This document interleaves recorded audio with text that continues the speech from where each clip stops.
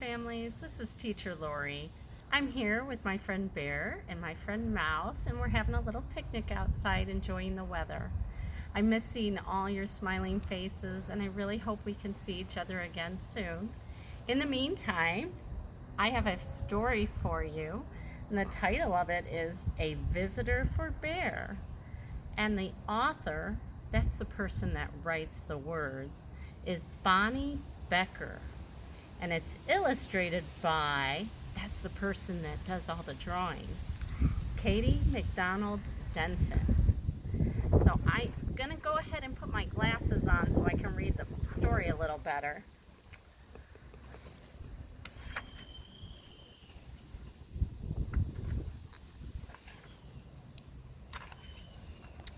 No one ever came to Bear's house. It had always been that way, and Bear was quite sure he did not like visitors. He even had a sign. It said, "No visitors allowed." One morning, Bear heard a tap, tap, tapping on his front door. I wonder who could be at his front door. When he opened the door, there was a mouse, small and gray and bright-eyed. Bright-eyed is just like being cheerful. He was a cheerful mouse. "No visitors allowed," Bear said, pointing to the sign.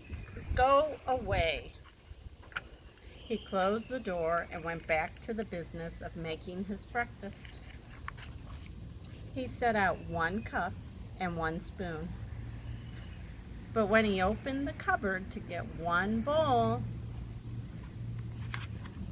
there was the mouse. There he is. He's in the cupboard and hiding in the bowl. He's small and gray and bright-eyed. "I told you to leave," cried Bear. "Perhaps we could just have a spot of tea," said the mouse. "Out!" commanded Bear. "Most sorry," said the mouse. "I'll be going now." Bear showed him to the door and shut it. Then he went back to the business of making his breakfast. But when he opened the bread drawer for 1 slice of bread, what do you think he'll find there? There was the mouse, small and gray and bright-eyed. There he is, standing on the bread. Oh, look at the bear's face. I don't think he was happy. "Unbelievable," rumbled Bear. "Away with you! Vamoose!" He's getting very angry now. "I do like a bit of cheese," said the mouse. Bear pointed a rigid claw toward the door. "Yes, then. Here I go," said the mouse. "Farewell." And the mouse whisked out the door. This time, Bear shut the door very firmly and locked it tight. He locked the windows, too, for good measure. Then, once again, he went back to the business of making his breakfast. But when he opened the fridge to get 1 egg, what do you think he found in the fridge? There was the mouse, small and gray and bright-eyed. Of course, he's hiding in the egg carton. "Be gone!" roared Bear. "A crackling fire?" ventured the mouse. "This is impossible, intolerable, insufferable!" cried Bear, shaking with anger and disbelief. He couldn't believe the mouse kept showing up. "Terribly sorry," murmured the mouse. "Now you see me, now you don't. I am gone." And the mouse looked very sorry indeed while he waited for Bear to unbolt the door and let him out again.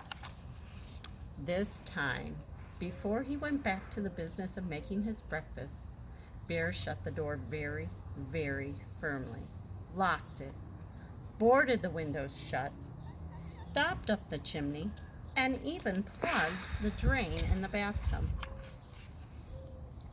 Carefully, Bear set about the business of making his breakfast.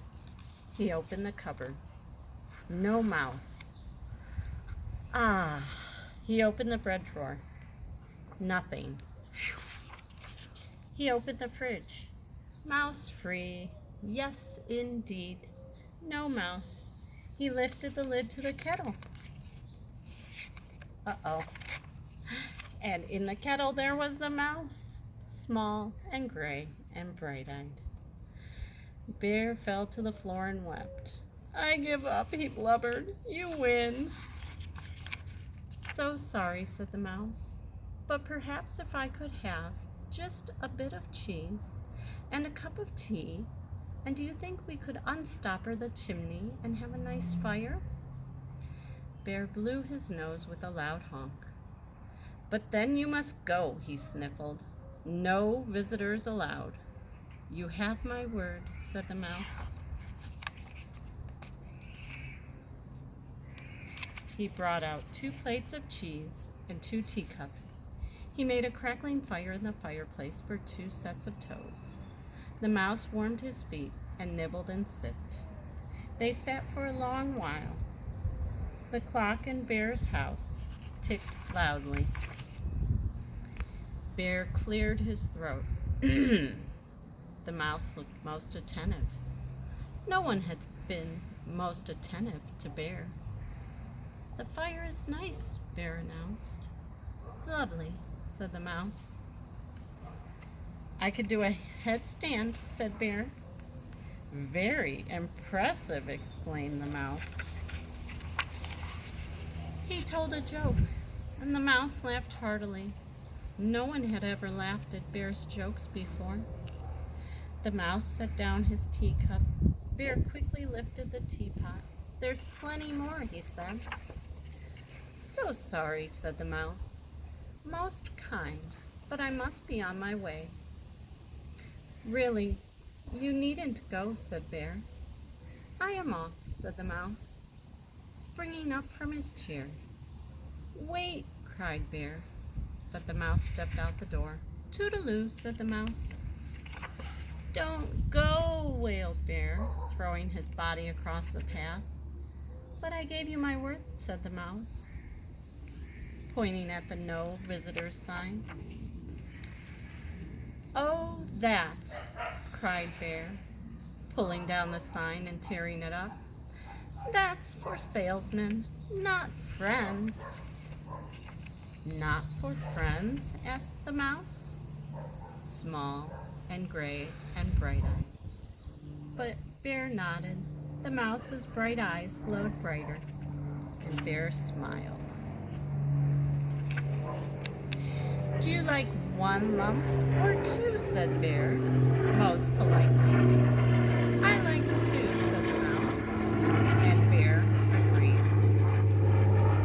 And that's the end of our story. I hope you enjoyed it. I hope you get to spend some time outside, maybe have a little picnic with your friends or your family.